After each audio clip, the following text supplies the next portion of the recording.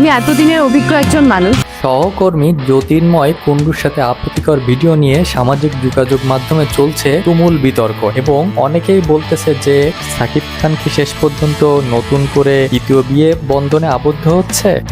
সমালোচকরা বলছেন অপেশাদারিত্বের অভিযোগ এবং ভক্তরা বলছেন এটা সিনেমার প্রচারণার একটি কৌশল এবং কেউ কেউ নতুন করে গুঞ্জন শুরু করেছেন যে সাকিব খান কি 3 নম্বর বিয়েটা সেরেই ফেললেন।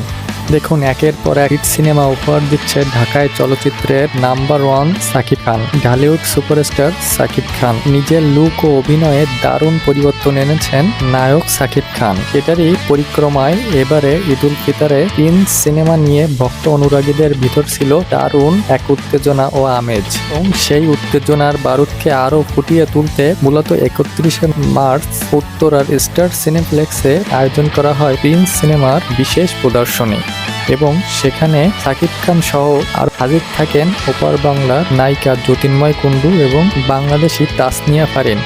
যদিও সাকিব খানের আসার কথা ছিল সন্ধ্যা 7টায়, কিন্তু তিনি আসেন রাত 12টায়। এটা নিয়ে এই দর্শকদের কত কৌতূহল যে তিনি এত সময় কোথায় ছিলেন এবং এত সময় সাংবাদিক সহ দর্শকদের কেন বসিয়ে রাখলেন, এত সময় কেন ওয়েট করালেন। এটা নিয়ে ক্ষুব্ধ ছিল ওইখানকার সাংবাদিক সহ ওইখানে যারা প্রদর্শনীতে হাজির ছিল সবাই।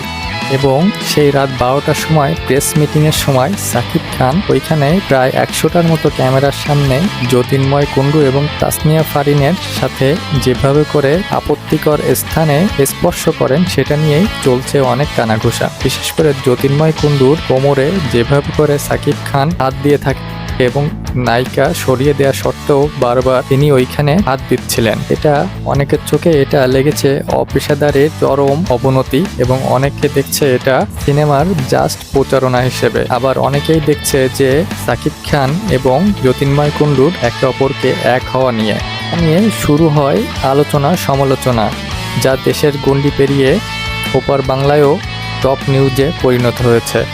দেখুন, সাকিব খান আপনারা জানেন ইতিমধ্যে অপু বিশ্বাস এবং নায়িকা বুবলির সাথে বিয়ে করেছেন এবং তাদের ঘরে সন্তানও রয়েছে। অনেকে প্রশ্ন তুলতেছে 3য় নাম্বার বিয়ে কি সাকিব খান করেই ফেললো ওপার বাংলায়। এগুলো আসলে মানুষের লোকে মুখে শোনা কথা, এগুলোর কোনো বাস্তবতা নাই এবং এগুলোর কোনো ভিত্তি নেই। তবে সাকিব যে কাজটা করেছেন সেটা সবাই তাকে ধুয়ে দিচ্ছেন দর্শকরা এবং সমালোচকরা অপেশাদারির চরম অবনতি বলেই বলতেছেন। আপনার কাছে কি মনে হয় অবশ্যই জানাবেন, ভালো লাগলে পাশে থাকবেন। ধন্যবাদ।